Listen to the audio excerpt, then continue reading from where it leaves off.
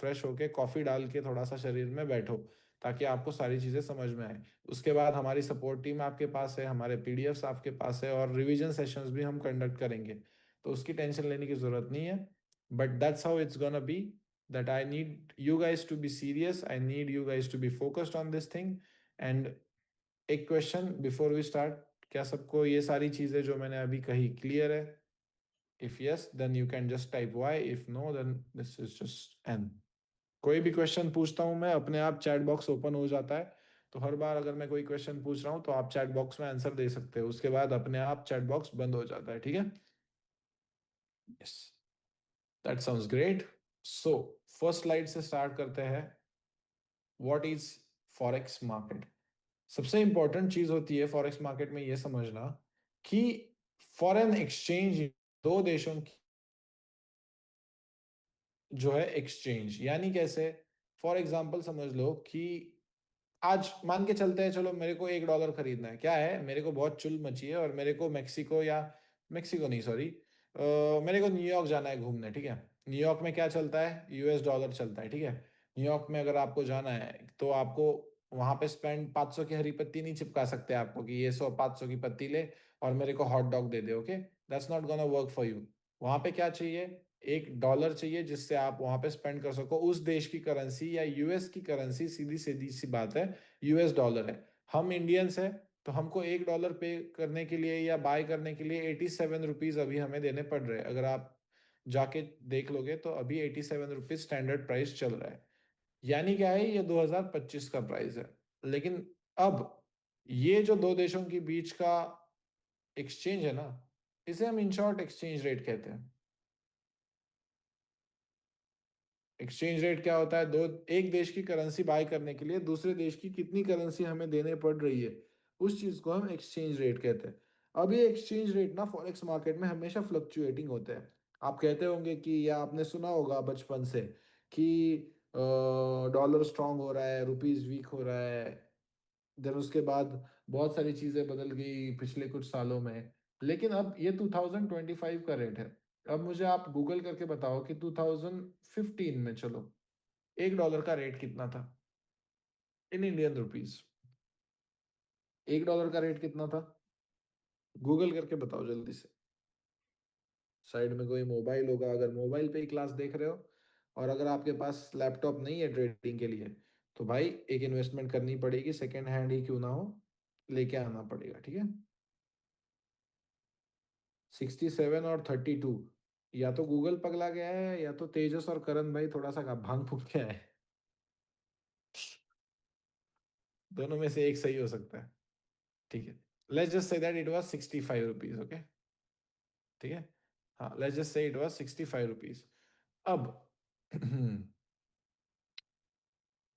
मुझे थोड़ा सा दिमाग होता, जो कि नहीं है ऑफ कोर्स, लेकिन अगर मैंने $1000 बाय कर लिए होते 2015 में, हाँ, तो वो मुझे कितने के पड़ते? ₹65,000 के पड़ते। और वही $1000 अगर आज मैं 2025 में आके बेच देता, तो उस $1000 के मुझे मिलते 87 के एक्सचेंज रेट के हिसाब से ₹87,000। यानी क्या हुआ? मेरा कितने रुपीस का फायदा हुआ? ये बताओ, कितने का प्रॉफिट हुआ मुझे? Of course ₹22,000, okay? ₹22,000 का मेरे को प्रॉफिट हुआ। अब इसी को इन नटशेल कहते हैं फॉरेक्स ट्रेडिंग की। करेंसी एक्सचेंज रेट में जो फ्लक्चुएशन आता है, उसमें बाइंग और सेलिंग करके जो प्रॉफिट कमाया जाता है, वो हमारी फॉरेक्स ट्रेडिंग है। क्या इतना सा सिंपल सी बात सबको क्लियर है? करेंसी एक्सचेंज रेट में जो विथ टाइम फ्लक्चुएशन आता है, उसमें ट्रेड करके पैसा कमाने को हम फॉरेक्स ट्रेडिंग कहते हैं। अब कुछ लोग आते हैं और फॉरेक्स ट्रेडिंग को क्या कहते हैं कि इट्स स्कैम या इट्स फ्रॉड। अब मुझे बताओ कि अगर एक्सचेंज रेट ही बंद हो गए दो देशों के बीच की करेंसी के, और सारी करेंसीज एक जैसे वैल्यू की हो गई, दुनिया डूबने में कितना समय लगेगा? एक दिन में दुनिया डूब जाएगी, ठीक है? few hours to crash all the economies. या मुझे बताओ कि अगर फॉरेक्स इन प्लेस है ही नहीं, अगर एक्सचेंज रेट दुनिया में होते ही नहीं, तो क्या हमारी दुनिया वर्क कर सकती है? क्या कोई किसी का बिजनेस चल सकता है? क्या किसी का कोई एम्पायर खड़ा हो सकता है? क्या कोई बाइंग और सेलिंग कर सकता है, goods services purchase of anything? It's not gonna be possible for the people to do anything if there are no exchange rates between two different currencies. वही इस चीज को लेजिटिमेसी देता है। तो कोई अगर बोले कि फॉरेक्स क्या है, स्कैम है, तो उसको ये बताओ कि नहीं, फॉरेक्स स्कैम नहीं है, फॉरेक्स अनरेगुलेटेड चीज है, फॉरेक्स में ब्रोकर स्कैम करते हैं, लेकिन forex as a whole market is not a scam. Forex trading is something that happens between two different currencies. क्योंकि आपने देखा होगा हमेशा करेंसी पेयर कैसा होता है, यूएसडी जेपीवाई है, USD GP GBP USD, euro USD, हमेशा दो देशों की करेंसी इसमें इन्वॉल्व होती है। अब एक्सयू यूएसडी भी होता है, लेकिन ये क्या है, हमारा पीरियोडिक साइन ऑफ गोल्ड का है, ठीक है। तो इसको भी मैं एक्सप्लेन करूंगा कि गोल्ड की प्राइस कैसे इंटरनेशनल मार्केट में डिसाइड की जाती है। लेकिन उससे पहले हमें इस पे फोकस करना पड़ेगा कि ये करेंसी पेयर्स जो होते हैं, इसके बाइंग और सेलिंग में हम कैसे प्रॉफिट कमाते हैं। तो अभी कुछ देर पहले हमने देखा कि सस्ते दामों पे खरीदो, महंगे दामों पे बेच दो।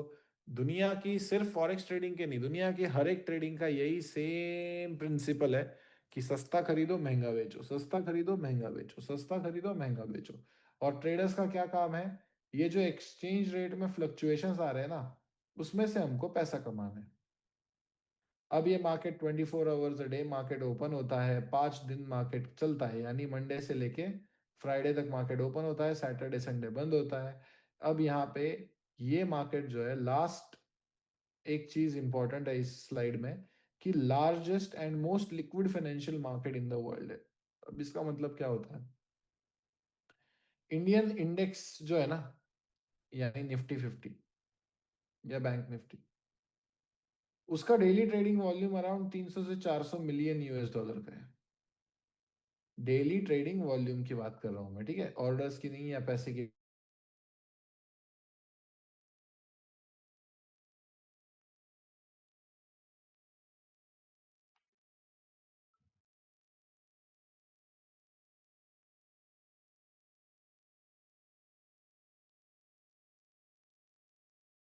बाय करने जाओगे और आपको बाय नहीं मिलेगा, या सेल करने जाओगे और सेल की जगह पे वहां पे लिक्विडिटी नहीं होगी। बहुत ज्यादा डेली ट्रेडिंग वॉल्यूम होता है इस चीज का या इस मार्केट का।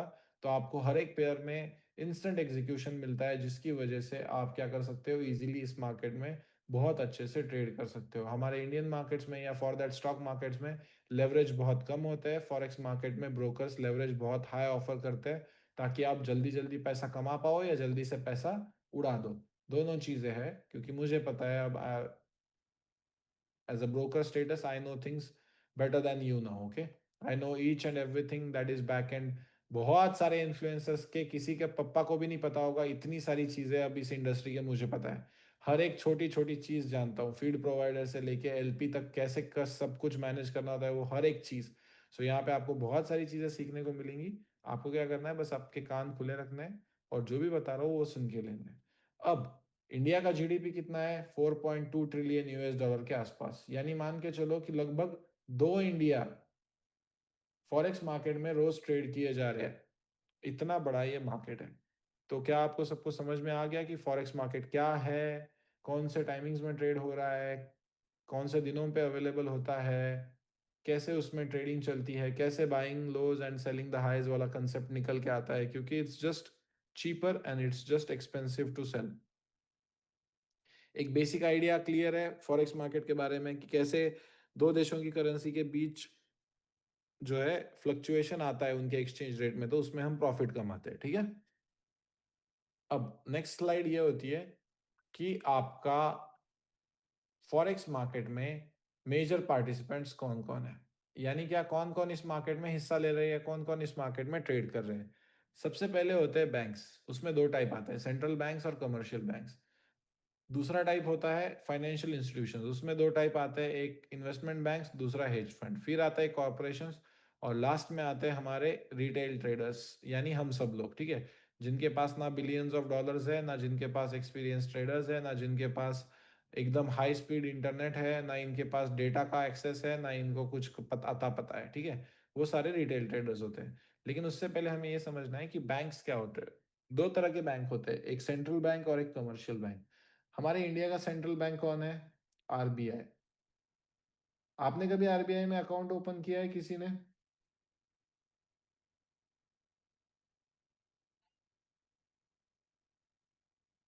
गलती से चौड़ में आके बोल मत देना कि हाँ मेरा आरबीआई में अकाउंट है। आरबीआई एक सेंट्रल बैंक है। You can not open a bank account in RBI, okay. You can not open a bank account in RBI, it's a central bank. आपके देश की सेंट्रल बैंक में आप अकाउंट ओपन नहीं कर सकते, ठीक है। अब ये क्या बताता है हमें कि सेंट्रल बैंक्स एक्चुअल में खुद ट्रेड नहीं करते, उनके पास कोई पैसा नहीं होता, लेकिन वो क्या करते हैं? डेटा रिलीज करते हैं। डेटा किस चीज का? Formulate and implement monetary policies. Monetary policies में किस किस चीज का डेटा होता है? Inflation, interest rates, GDP, unemployment claims, then उसके बाद वॉर कंडीशंस, देन उसके बाद और बहुत सारा डेटा होता है। ये सारा का सारा डेटा ये क्या करते हैं? खुद रिलीज करते हैं।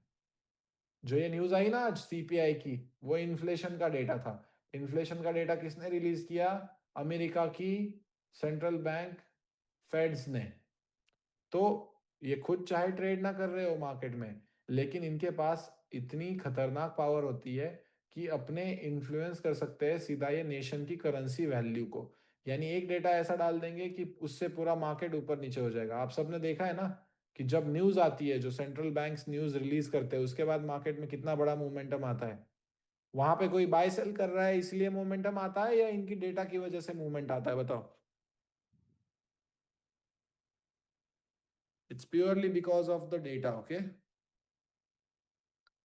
Purely because of the data.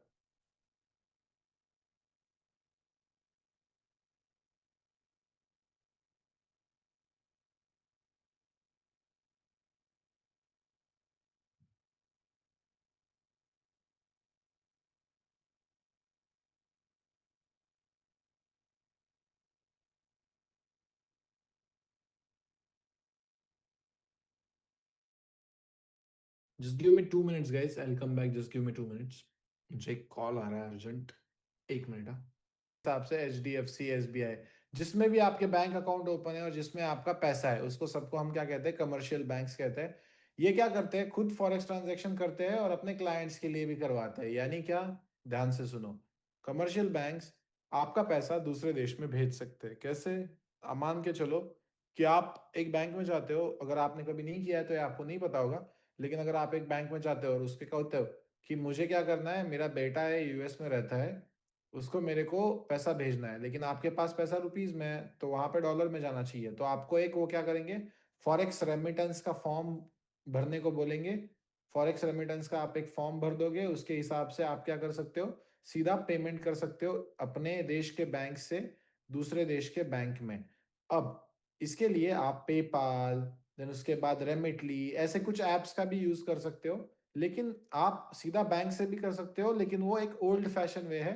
PayPal और रेमिटली ने क्या किया, बस आपके लिए एक सॉल्यूशन देके आ गए कि वो पैसा ले लेते हैं हर एक देश से और फिर उसको कन्वर्ट करके दूसरे के अकाउंट में भेज देते हैं। It's as easy as that. PayPal होता है जिससे आप सीधा एक दूसरे को पैसा भेज सकते हो एक दूसरे के कंट्री में।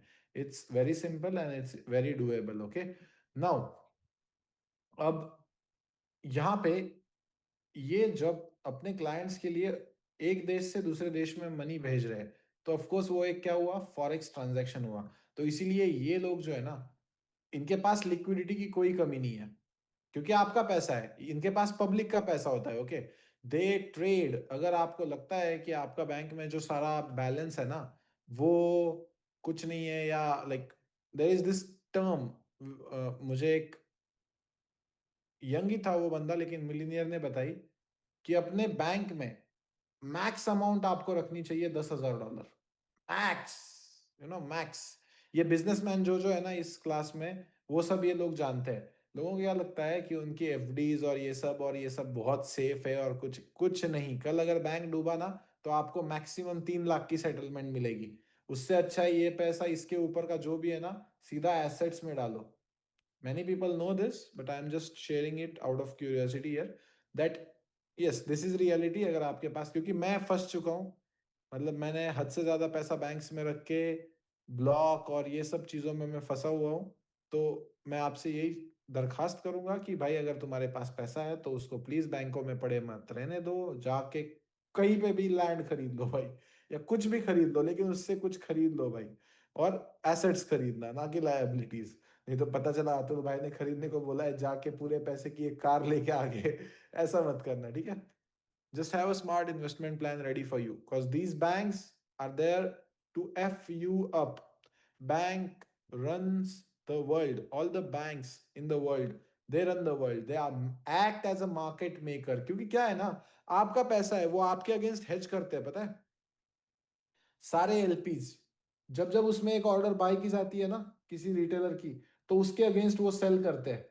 किसी को नहीं पता है ये सारी चीजें किसी को नहीं पता होती है। This is like way beyond anyone's reach. अगर आप एक्सनेस में जाते हो ना और एक बाई के ऑर्डर लगाते हो, और अगर आपका एलपी में ऑर्डर जा रहा है, लिक्विडिटी प्रोवाइडर में ऑर्डर जा रहा है, तो सीधा आपके अगेंस्ट एक सेल की ऑर्डर ओपन की जाती है, same position, same lot size. क्योंकि उनको पता है कि at the end of the day 95% of retailers are going to lose money. और इस तरीके से जो है, लोग, ये बैंक्स जिनके पास इतना सारा पैसा है कि इतने ऑर्डर्स वो एग्जीक्यूट कर पाए, वो कभी आपसे हारते नहीं है। They never lose. Okay, first thing आपको ये समझना होगा कि बैंक्स, और दूसरा financial institutions, they never lose money. Okay, at the end of the week, at the end of the month, at the end of the year, they always be profitable. इसका idea है ना सबको? ये जो मैं कह रहा हूं ये समझ में आ रहा है? They never lose money in the market. They are the ones who are making money. Lose कौन करता है? Normal retailer. They never lose money. आपको लग रहा होगा कि नहीं यार सर, बैंक्स को भी तो लॉस होता है। Never. I am telling you, I am sitting at a broker position, जिसको लोगों को 40-50 साल लग जाते हैं अचीव करने पे। I started that at 24। I know things that you don't have any fucking idea about. Okay, I know things, I have met people. ठीक है? They never lose money, they never lose money. Financial institutions में दो type आते हैं, investment banks और hedge funds. ये जो सारी आपने मूवीज देखी है ना, Wolf of Wall Street, Big Short, ये सब कुछ, ये लोग क्या थे?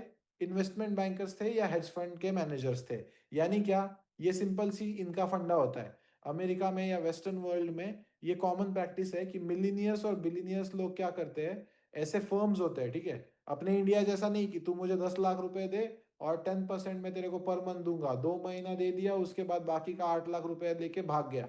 ये वाला सीन नहीं है, ठीक है? ये इंडिया का हेज फंड नहीं है। ये एक्चुअल में जो वहां पे रजिस्टर्ड हेज फंड्स होते हैं या इन्वेस्टमेंट बैंक्स होते हैं, उनके क्या होते हैं, मिलीनियर्स और बिलीनियर्स के पैसे क्या करते हैं, ये लोग हायर करते हैं एक्सपीरियंस्ड ट्रेडर्स को। एक्सपीरियंस ट्रेडर को हायर करते हैं, बड़े लोगों से पैसा उठाते हैं जिनके पास पैसा है लेकिन उनको ट्रेडिंग नहीं आती। उनको क्या कहते हैं कि तुम 10 बिलियन लाओ, मैं तुमको 10 बिलियन बना के देता हूँ, 6 बिलियन तुम रख लेना, 4 बिलियन मैं मेरी फीस रख लूंगा, दोनों खुश, तुम खुश मैं खुश। इस तरीके से इन्वेस्टमेंट बैंक्स और हेज फंड्स बड़े लोगों को पैसा लेके, एक्सपीरियंस ट्रेडर्स, अब एक्सपीरियंस ट्रेडर का मतलब, अगर आप मुझे अच्छा ट्रेडर समझते हो ना, तो मैं एक हेज फंड ट्रेडर का 0.0000001% हूं। If you consider top G traders is a best trader, then I am telling you, अगर हेज फंड ट्रेडर के साइड में मैं बैठ गया, तो जितना उसको डेटा पता होता है, जितना उसके इमोशंस अच्छे होते हैं, जितना उसका डिसीजन मेकिंग होता है, जितना उसका डिसिप्लिन होता है, उसका मैं 0.0001% हूँ। इतने हाई लेवल के लोग वहां पे बिलीनियर्स और मिलीनियर्स का पैसा ट्रेड कर रहे होते हैं। इनके पास फास्टेस्ट इंटरनेट कनेक्शन होता है, इनके पास चार्ट्स होते हैं जो आपसे 0.5 सेकेंड्स पहले लोड होते हैं, किसी को नहीं पता है। आपको एक चीज बताऊं, मेरे को ऐसी ऐसी चीजें पता चली है ना recently. Matrix is real, you know. आपको जो भी चार्ट्स दिखते हैं ना, हमको एलपी पे 0.5 सेकेंड्स पहले दिखते हैं। किसी को बताना मत, it's just, you know, not a common knowledge. We get to see that before 0.5 second of you guys. So that's how this game is being played. वो लोग इसका इतना ज्यादा फायदा उठाते हैं, you don't have any idea. उसके बाद आते हैं कॉर्पोरेशंस, यानी क्या, सारी multinational companies, Apple, amazon, Tesla, Microsoft, Google, Zara, H&M, Alibaba dot com, Jacob and co, जो दुनिया के सारे ब्रांड्स उठा के ले लेने, सारे ब्रांड्स उठा के ले लो, ये सारे मल्टीनेशनल कंपनीज एक से ज्यादा देश में ट्रेड करते हैं। फॉर एग्जाम्पल, मैं इंडिया में हूँ, रुपीज है मेरे पास, और एक सेलर है जिसका प्रोडक्ट मुझे पसंद आया लेकिन वो अमेरिका में है, और बीच में आ गया अमेजोन। अमेजोन क्या करता है कि हमसे रुपीज में पैसा लेता है और उसको डॉलर में पे करता है। क्या ये एक फॉरेक्स ट्रांजैक्शन हुआ, मुझे बताओ? क्या अमेजोन एक फॉरेक्स ट्रांजैक्शन करता है जब हम कोई ओवर द सीज प्रोडक्ट मंगाते हैं? Of course it does, right? Of course it does. And that's why they are also a part of forex industry या फॉरेक्स मार्केट्स, क्योंकि उनको पोटेंशियल करेंसी फ्लक्चुएशन के अगेंस्ट वो हेजिंग करते हैं। वो कैसे होता है मैं आपको बता दूंगा, वो बहुत खतरनाक फिनोमेनन होता है। क्या होता है ना, अब इनके जो है बहुत बड़े बड़े डील्स होते हैं। फॉर एग्जांपल मान के चलो कि आज 1,000 या 100 मिलियन डॉलर के परचेसेस आए, ठीक है, अमेजोन पे इतना होता होगा हर रोज का, ठीक है। तो ये अलग अलग 10 देशों से आए, पैसा आया इनको, रुपीज में आया, दिरम्स में आया, डॉलर्स में आया, फिर उसके बाद यूरो में आया, पाउंड में आया, ये सारे अलग अलग देशों से पैसा आ रहा है। अब मान के चलो कि इनको आगे जो सेलर्स है उनको पे भी तो करना है, तो वो पहले हमसे लेते वक्त क्या करते हैं, नॉर्मल जो अभी का करंट एक्सचेंज रेट चल रहा है उसके हिसाब से लेते हैं पैसा, ठीक है, अमेजोन। लेकिन मान के चलो कि 10 घंटे में, जब तक अमेजोन इनसे पैसा कलेक्ट करता और आगे प्रोसेस करता, तब तक 10 घंटे में एक कंट्री का हो गया वॉर और डॉलर गिर गया नीचे $5। तो वो नुकसान अमेजोन का हुआ, राइट?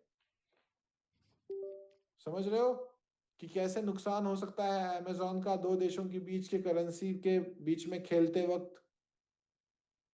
दो देशों को सर्विस प्रोवाइड करते वक्त अगर एक देश की वाट लग गई किसी कंडीशन की वजह से, वॉर कंडीशन, नेचुरल कैलामिटी की वजह से, या कोई पॉलिटिकल इशू की वजह से, अगर एक आध, जैसे डिमोनेटाइजेशन हो गया, जैसे 2008 में जैसे यूएस डॉलर का क्रैश हुआ था, उस टाइम बहुत सारी मल्टीनेशनल कंपनीज को भी, क्यों, जब डॉलर गिरता है तब पूरी वर्ल्ड पे अफेक्ट करता है, क्योंकि डॉलर बैक करता है सारी मल्टीनेशनल कंपनीज को।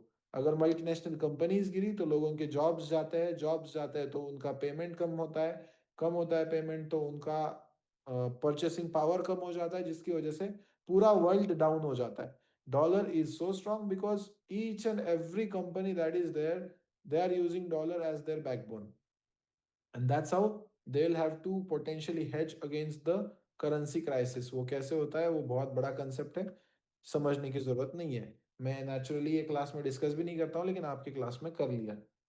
फिर उसके बाद आते हैं हमारे सर।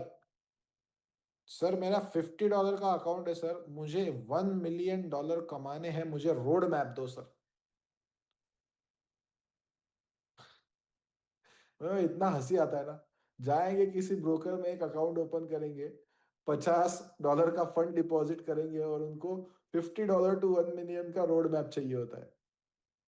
अब मैं इनको कैसे समझाऊं कि भाई, अरे तुम्हारा कंपटीशन कौन है ये तो देख लो रे, जरा तो रहम करो। Billions of dollars experience traders, trillions of dollars, जो लोग आपका पैसा होल्ड आपके अगेंस्ट यूज कर रहे हैं, जो लोग सीधा पॉलिसीज बनाते हैं देश की, ये सब लोग मिलके आपसे पैसा लेना चाहते हैं, और ये सब लोग कभी भी पैसा नहीं हारते। मुझे बताओ कि अगर कोई बैंक लॉस में होगी तो क्या वो बैंक रन करेगी?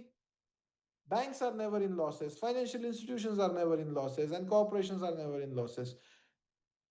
एक्सेप्शनल सर्कमस्टांसेस होते हैं जब ये हो सकता है कि मार्केट क्रैश हो गया पूरा, जैसे 2008 में हुआ था, हर एक इन्वेस्टमेंट बैंक्स और हेज फंड की वाट लग गई थी। यस। सो उस टाइम पे ये भी लॉस लेते हैं, लेकिन most of the time, 95% of the time retailer फंसता है। क्यों? क्योंकि उसको ये नहीं पता है कि इनके साथ कैसे ट्रेड करना है।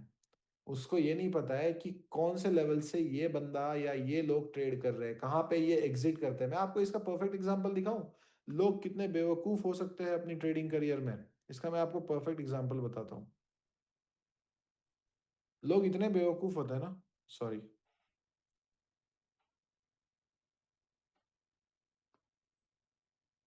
आपको, अब मैं आपको बताता हूँ रिटेलर कैसे फंसते हैं। पता है कि मुझे यहाँ पे इंस्टीट्यूशन ने बाय किया और यहाँ पे एग्जिट किया, लेकिन मुझे बताओ कि हमारी स्ट्रीम्स में से कम 20 से 30% ऐसे लोग होंगे ना जिन्होंने मेरे टीपी के टाइम बुक नहीं किया, और उन्होंने क्या किया, आके एसएल ले लिया। होते हैं ना ऐसे लोग, बताओ मुझे। यू शुड अंडरस्टैंड कि इनके साथ एंट्री कहाँ करनी है, और उससे ज्यादा इंपॉर्टेंट चीज होती है इनके साथ एग्जिट कहाँ करना है। इनके साथ एंट्री कहाँ करनी है और इनके साथ एग्जिट कहाँ करना है। मुझे पता है मैं क्या कर रहा हूँ, okay. The only thing that I am winning is I know what the hell I am doing. I know that इसके टीपी के बाद प्राइस गिरनी है। लोगों को घंटा समझ में नहीं आएगा 57 पे अतुल भाई ने क्यों बुक करने को बोला, ना यहाँ पे कोई ऑर्डर ब्लॉक है, ना यहाँ पे कोई लिक्विडिटी स्वीप हुई, ना कुछ, कुछ भी नहीं। यहाँ पे बुक करना होता है, और ये सब मैं आपको यहाँ पे इस कोर्स में सिखाना चाहता हूँ। This is the thing, this exact perfect trade I will teach you. एक पिप भी ड्रॉडाउन में ना जाए, और एक पिप भी आपका टीपी जो है मिस ना हो, ठीक है। I will teach you that exactly only, ठीक है। अब मार्केट सेल होगा, बिल्कुल बिल्कुल भाई, यस। ट्रम्प आए थे आपके घर पे या जेरोम पावेल आए थे बताने आपको? जो भी आए थे उनको चला जा भोसड़ी के बोल के भगा देना, ठीक है। वो बहरूपिया है, तुमको पागल बनाने आया था, ठीक है। नाउ, कौन से टाइमिंग्स में ट्रेड करना चाहिए, ये मैं आपको पीडीएफ प्रोवाइड करने वाला हूँ। लेकिन मैं चाहता हूँ कि आप लिख ही लो भाई, लिखने से अच्छा फायदा हो जाता है। एशियन टाइमिंग में, अगर आप, ये सारे इंडियन स्टैंडर्ड टाइम के अनुसार टाइम है, अगर आप किसी और कंट्री से हो तो please make sure that you do one thing, that is आप गूगल पे जाके इसको कन्वर्ट कर सकते हो। यहाँ पे कोई यूक्रेन से है क्या? नहीं होगा, यूक्रेन से बहुत मल्टीवर्स ऑफ मैडनेस हो जाएगा अगर कोई यहाँ पे होगा तो। In this class is anyone from Ukraine? I have actually one work in Ukraine,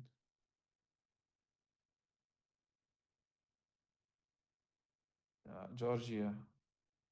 I was looking for a property buying in Georgia, मुझे $250,000 की पड़ रही थी। जॉर्जिया कैसा देश है भाई? Is it good Adarsh Diwan, is it safe? मैंने सुना है कंट्री साइड वहाँ की बहुत कूल है। How is the weather Adarsh भाई, how is the weather? It's cold right, it's bit cold.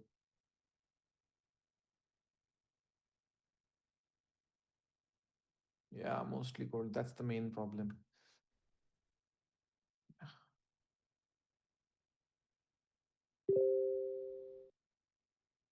Okay okay, understood understood.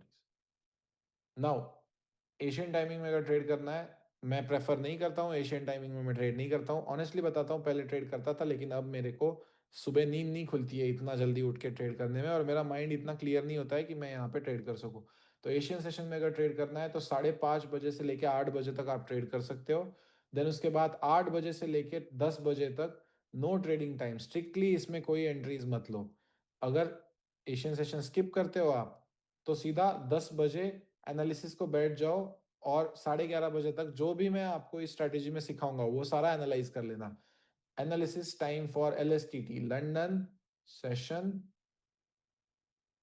Trading time, okay. फिर 11:30 से 2 बजे तक लंदन सेशन ट्रेडिंग टाइम, यानी लंदन सेशन ट्रेड कर लेना। फिर अगर इसमें आपने एंट्री है और आपका इसका टीपी ऐसा हिट नहीं हुआ है, तो इस एंट्री को आप न्यूयॉर्क सेशन में कंटिन्यू कर सकते हो 5 से 8:30 PM तक। लेकिन 2 से 5 के बीच में कोई भी नई एंट्री ऐड मत करना। यानी एक चीज कर देना कि बाय या सेल का बटन मत दबाना 2 से 5 के बीच में दोपहर में, ठीक है। ये इंडियन स्टैंडर्ड टाइम के अनुसार बता रहा हूँ, पूरे वर्ल्ड में सिर्फ आप एक कन्वर्जन करवा दो टाइम का, लेकिन टाइमिंग सेम रहेंगे, ठीक है। देन आफ्टर दैट 8:30 PM के बाद प्लीज कोई ट्रेड ओपन मत रखना। मैं आपको 200, 300, 100 जो भी पिप्स चाहिए भाई मैं एक दिन में प्रिंट करवाना सिखा दूंगा। लेकिन आप अभी के लिए स्विंग ट्रेडिंग का चक्कर मत पालो। स्विंग ट्रेडिंग का चक्कर में बहुत बड़े एसएल बनते हैं, लोगों का उतना पेशेंस नहीं होता है, डिसिप्लिन नहीं होता है, कंसिस्टेंसी नहीं होता है उनमें उतना। तो मैं चाहता हूँ कि आप स्विंग ट्रेडिंग के चक्कर में ना पड़ो। अगर ट्रेडर बनना है तो सबसे पहले आपको एक इंट्राडे ट्रेडर बनना पड़ेगा, ठीक है। सबको अब यहाँ तक क्लियर होगा कि कौन से टाइमिंग में ट्रेड करना है, ठीक है। एक फनल हो गया तैयार कि अब मुझे पता है कि कब ट्रेड करना है और नहीं करना है, ठीक है। Time, click, now.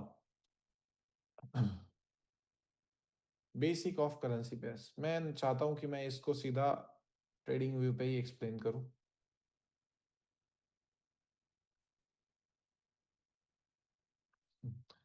लोगों को कभी कभी लगता होगा यार क्या बनना है, जो जहां पे जो चीज दे देता है वहां से वो चल जाती है।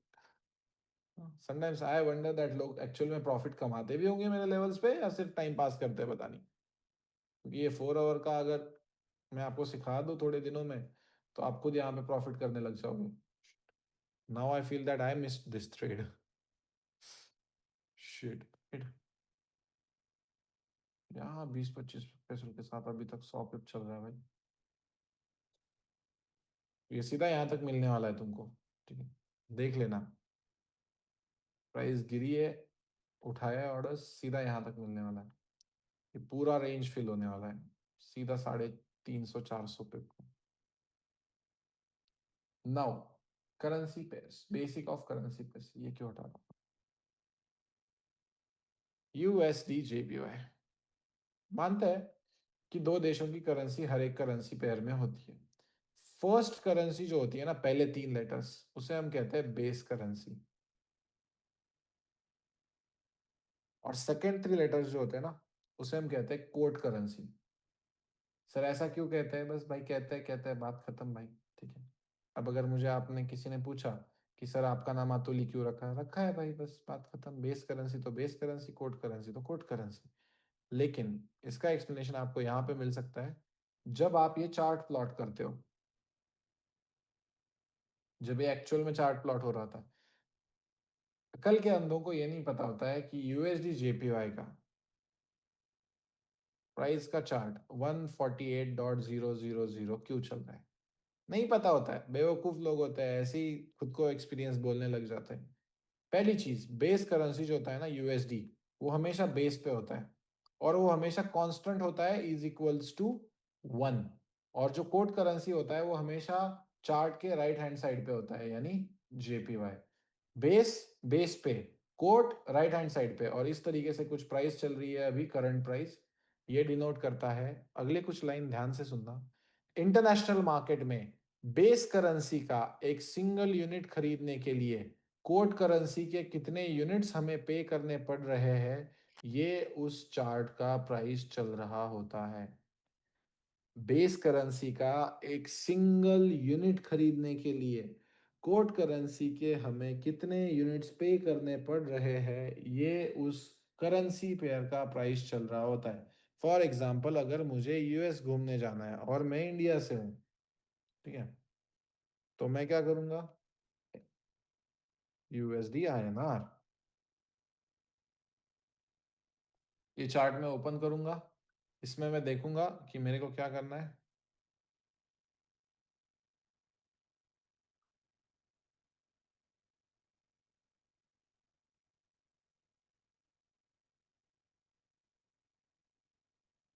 ठीक है, मिल गया। ऐसा चार्ट ड्रॉ करूंगा अगेन। यूएस डॉलर क्या है, बेस करेंसी है, बेस बेस पे रहती है, dollar is equals to 1, constant रहता है ये। इंडियन रुपीस क्या है, कोड करेंसी है, कोड करेंसी हमेशा यहाँ पे रहती है रुपीस में। ये चल रहा है अपना चार्ट, प्राइस कितना दिखा रहा है, 87.70 रुपीज। इंटरनेशनल मार्केट में बेस करेंसी का एक सिंगल यूनिट खरीदने के लिए आपको कोड करेंसी के कितने यूनिट्स पे करने पड़ रहे हैं, ये उस पर्टिकुलर पेयर का प्राइस चल रहा होता है। अब मुझे ऑनेस्टली बताओ कौन कौन इस क्लास में ऐसा है जो खुद को 3 महीने से ज़्यादा एक्सपीरियंस बता रहा था लेकिन उसको ये चीज़ नहीं पता थी। ऑनेस्टली बताओ, एडमिट करो।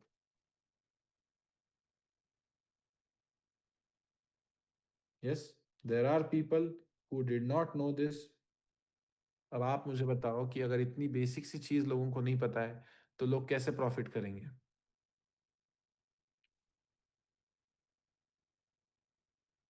सर एक सवाल हूँ लेकिन आज पता चला। That's great Smitraj, Bhavin, that's great यार, ओके दैट्स ग्रेट। नाउ आप कह रहे होंगे सर फिर गोल्ड का प्राइस कैसे डिसाइड होता है सर इंटरनेशनल मार्केट में?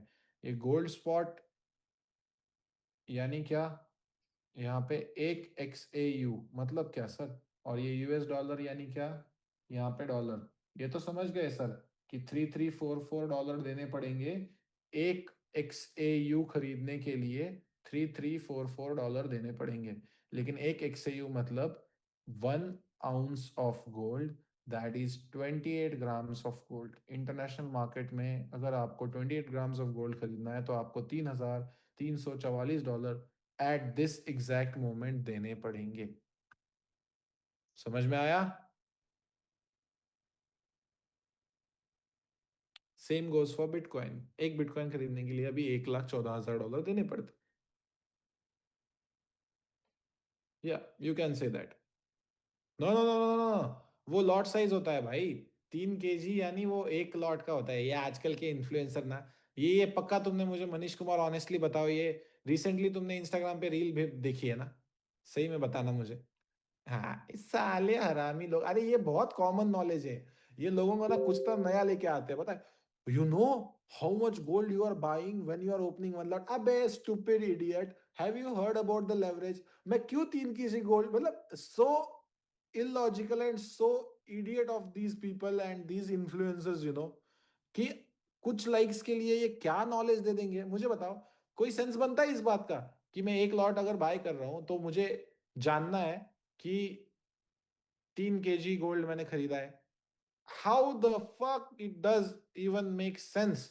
इन trading we are using leverage, we are using LPs, we are not buying any physical gold. What is the use of that? What is the use of that knowledge? I don't understand. हाँ, अगर आप 1 XAU खरीद रहे हो that is 1 ounce of gold, 28 grams of gold. Okay, so वही मैं कहना चाहता हूं कि जो चीजें जरूरी नहीं है ना, देखो मेरा यहाँ पे क्या काम है ना, as your brother, as your mentor, if you consider me your mentor, मैं आपको वही चीजें बताऊंगा भाई जो आपको ट्रेडिंग में प्रॉफिटेबल बनाएंगी। बाकी सारा नॉइज मैं कट कर दूंगा, मुझे अच्छे से आता है। जितना मैं अलग इंसान होता हूँ ना लाइव स्ट्रीम पे, उतना ही अलग इंसान मैं यहाँ पे हूँ। I will talk sense and I will talk only sense in this class, that's all. ठीक है, कोई जरूरत नहीं है, ठीक है, आपको बिल्कुल जानने की। यस, जब आप एक लॉट ओपन करते हो तो एक लॉट मतलब क्या होता है? इतना वॉल्यूम होता है, ठीक है? 100,000 का वॉल्यूम होता है वो। बहुत, आपको पूरा ब्रोकर ही समझा दूंगा मैं, बस आने वाले क्लासेस दो मुझे, मैं आपको समझा दूंगा, ठीक है? सो कैसे बेस करेंसी और कोड करेंसी वर्क करता है, समझ में आया? ठीक है, अगर वो समझ में आया तो चलते हैं अगली स्लाइड पे। टाइप्स ऑफ करेंसीज, क्या pairs, types of currency pairs. नहीं, ठीक है आईफोन, प्लीज आप क्लास से निकल जाओ, पहले तो आपका नंबर लगाओ। I don't know if you are a part of this class और not, so please put your roll number or your name and then I'll talk to you, okay? And don't send me your name in the chat. Please change your display name.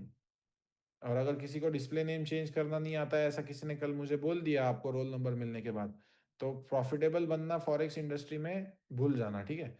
क्योंकि भाई अगर आपका zoom का name change नहीं हो सकता तो फिर मेजर पेयर्स, 3 टाइप के करेंसी पेयर्स होते हैं, मेजर, माइनर, एक्सोटिक। मेजर में ट्रेड करना है क्योंकि इसमें मेरी strategy 85 to 90% of the time काम करती है। माइनर बिल्कुल नहीं करना है, और एक्सोटिक को तो हाथ ही नहीं लगाना है। क्यों? क्योंकि इसमें लिक्विडिटी कम होती है, मूवमेंट कम होता है, मैनिपुलेशन ज्यादा होते हैं, इसको हाथ नहीं लगाना है। GBP JPY जो होता है वो एक ऐसा पेयर है जो करेंसी पेयर के मेजर पेयर्स के साथ आप ट्रेड कर सकते हो, क्योंकि उसमें मेरी स्ट्रेटेजी बहुत अच्छे से वर्क करती है। मेजर पेयर उसे कहते हैं जिसमें USD आता है, माइनर पेयर उसे कहते हैं जिसमें USD नहीं आता है, और एक्सोटिक पेयर्स ऐसे होते हैं जो USD तो होता है लेकिन दूसरे देश की करेंसी जो होती है ना, वो या तो डेवलपिंग या तो अंडर डेवलप्ड नेशन की होती है, यानी क्या, एग्जांपल यूएसडी आईएनआर, ये एग्जॉटिक पेयर में आता है। समझ गए एग्जॉटिक पेयर क्या होते हैं? समझ गए? समझ ही गए हो बबुआ?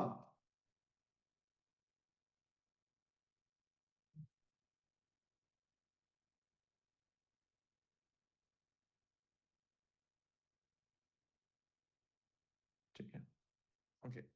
नाउ स्प्रेड्स, आप हमेशा देखते हो कि जब आप एक सेल की ऑर्डर लगाते हो, हमेशा सेल के नीचे आपकी यहाँ पे ऑर्डर एग्जीक्यूट होती है, एक दो पिप नीचे ऑर्डर। और जब भी आप बाय करते हो, तब हमेशा, चाहे वो डेमो अकाउंट ही क्यों ना हो, थोड़ा सा ऊपर क्या करता है, वो प्राइस एग्जीक्यूट होता है।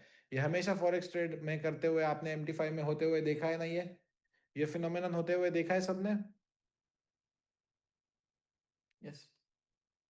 कुछ नहीं है, ये ब्रोकरेज है जो in the form of spreads आपसे चार्ज किया जाता है। हर एक ब्रोकर लेता है, सब ब्रोकर ओपनली लेते हैं। ये आपका उस ब्रोकर पे ट्रेड करने के लिए ब्रोकरेज है, ठीक है? Spreads is just complicated word for your brokerage. समझ गए? कुछ हायर स्प्रेड्स ऑफर करते हैं, कुछ लोअर स्प्रेड्स ऑफर करते हैं। अगर जीरो स्प्रेड का अकाउंट आप ओपन करते हो, तो पर लॉट कमीशन देना पड़ता है आपको। अगर एक लॉट का ओपन किया आपने, तो $7 का कमीशन देना पड़ता है आपको, ठीक है? इस तरीके से ब्रोकर्स पैसा कमाते हैं। आप अपना प्रॉफिट कमाओ या लॉस करो, broker will take its cut, okay? And that is through spreads. कौन सा ब्रोकर यूज करना है? अगर आपका एक्सनेस में अकाउंट है, प्लीज कीप दैट। मैं आपको कभी नहीं बोलता हूं, ना मैंने एक्सनेस बोला, ना मेरा खुद का ब्रोकर आया है, फिर भी मैं कभी बोलूंगा। But we will tell you and assure you one thing, that आपका पैसा यहाँ पे सेफ है, ठीक है? अभी इसमें बैंक डिपॉजिट का ऑप्शन ऑन नहीं है, सिर्फ यूएसडीटी डिपॉजिट्स का ऑप्शन ऑन है। लेकिन अगले 2 दिनों में मैं बैंक डिपॉजिट का ऑप्शन भी आपके लिए ऑन करवा के दे दूंगा। फोर्ट्रेस एफएक्स जाके आप सर्च कर सकते हो, वहां पे आप डिपॉजिट कर सकते हो। विद इन 10 to 15 मिनट्स आपका डिपॉजिट हो जाएगा। और विड्रॉल्स आपके जो है, मोस्टली 12 आवर्स के अंदर सारे कंप्लीट हो जाएंगे, ठीक है? अभी इतना समय है, लेकिन ये 2 दिनों के बाद जब ऑटोमेट प्रोसेस हो जाएगी, तब वो विद इन 10 मिनट्स आएंगे। Deposit 10 minutes, withdrawal 10 minutes. You can go, open the account, get your KYC verified, and everything will be good there, okay? Funded में विड्रॉल में प्रॉब्लम अभी जो है ना, थोड़ा सा मैं फंडेड क्यों यहाँ पे सजेस्ट नहीं कर रहा हूँ, क्योंकि पहले जो रिमेनिंग क्या था, वो गार्डियर फंडिंग था। It was not me. So वो गार्डियर भाई हैंडल करते थे, तो उनके कुछ रिमेनिंग पे आउट्स है, वो क्लियर हो जाने दो। देन उसके बाद आप बाय कर सकते हो, ठीक है? क्योंकि आप मेरे स्टूडेंट हो, मुझे बिजनेस नहीं चाहिए आप लोगों से। मुझे आपके साथ ऑनेस्ट रहना है, ठीक है? I don't want business from you guys. I just want to teach you, that's all.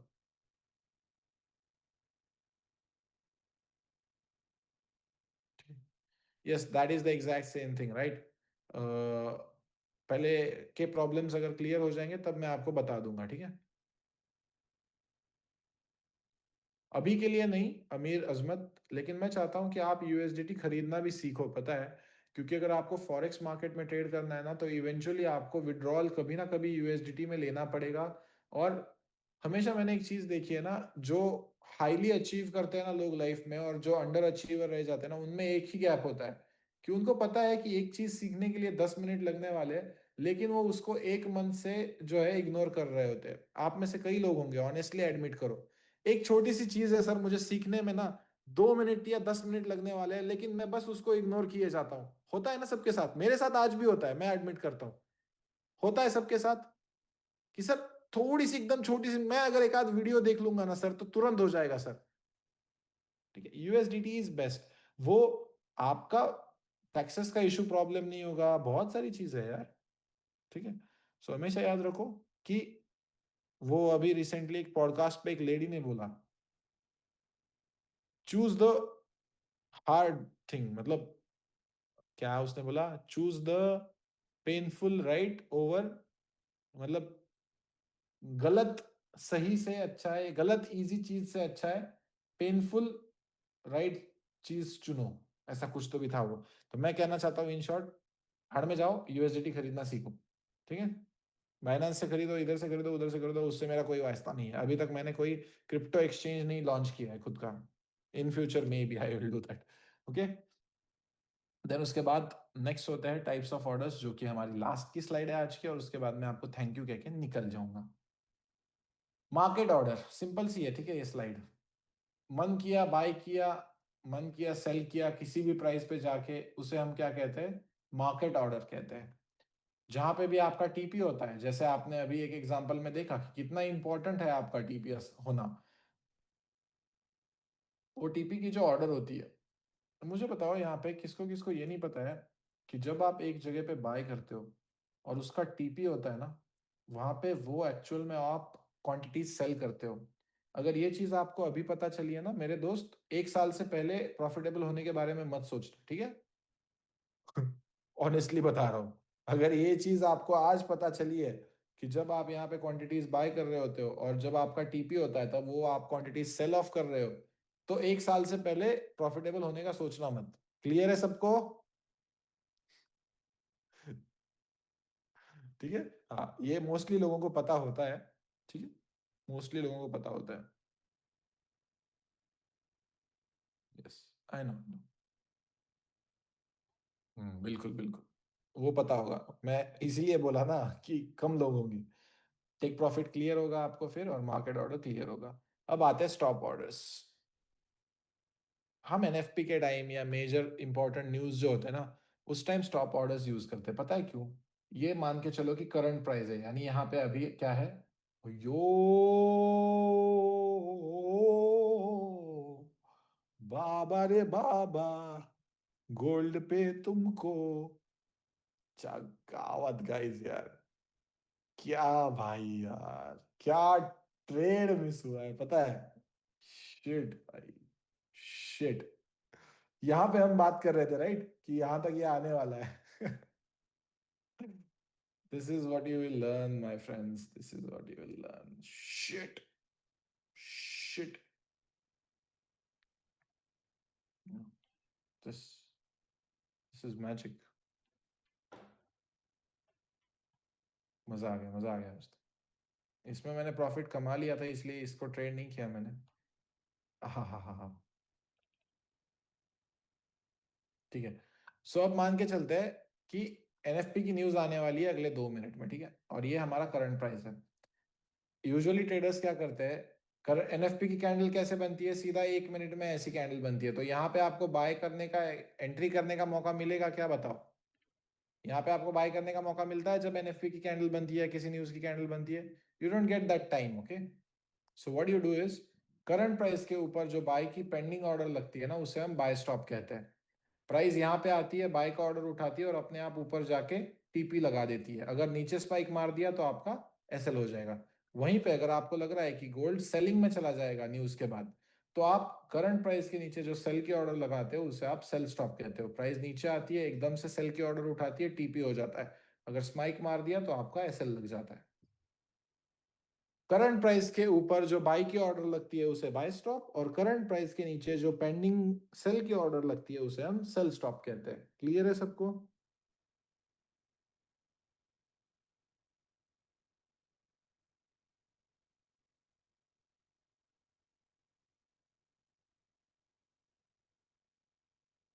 Okay,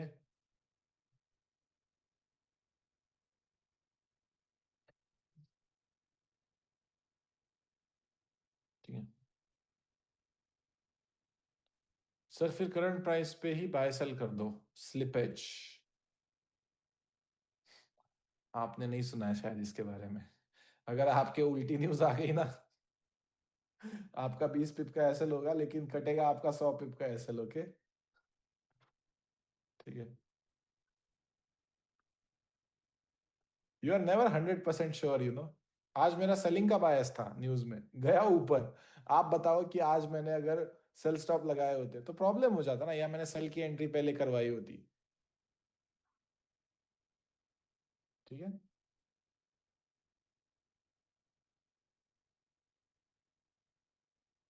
now कौन से ऑर्डर्स रह गए अभी? Limit orders. अब जब प्राइस यहां पे था ना, मुझे 100% श्योरिटी थी कि प्राइस यहां से ऊपर जाने वाला है। लेकिन मैं क्या था, इस टाइम क्लास में था, इस टाइम में टैक्सी में था, इस टाइम में ट्रैफिक में था, इस टाइम में फ्लाइट में था, इस टाइम में मालदीव्स में था, जहां पे मैं ट्रेडिंग एक्टिवली नहीं कर रहा था। पेंडिंग ऑर्डर ओपन करते हो आप, करंट प्राइस के नीचे, मान के चलो ये मेरा बाइंग का एरिया है, ठीक है, और ये मेरा ऑफकोर्स सेलिंग का एरिया है।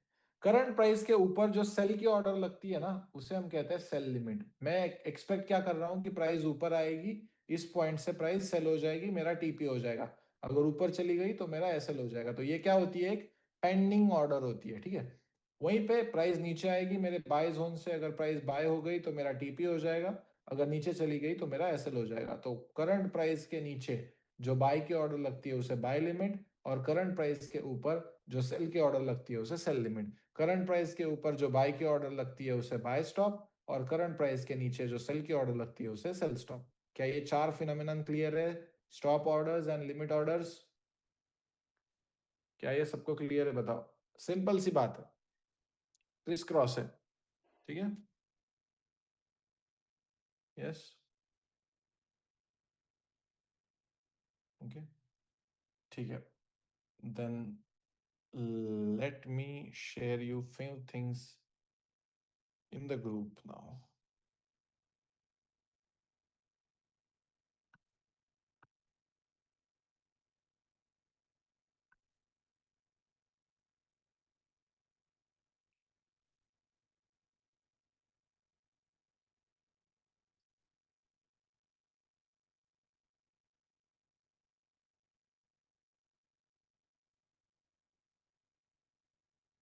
डॉट सॉल्विंग के नंबर्स आपको भेज दिए हैं, क्लास की पीडीएफ आपको मिल गई होगी, एक बार पढ़ लेना। बाकी बेसिक सा लेक्चर था, कोई डाउट्स तो नहीं होंगे मेरे हिसाब से, है ना? कोई डाउट नहीं है ना? सिंपल सा लेक्चर है, इसमें क्या ही डाउट होंगे। दोनों चीजें क्या आपको ग्रुप में मिल गई?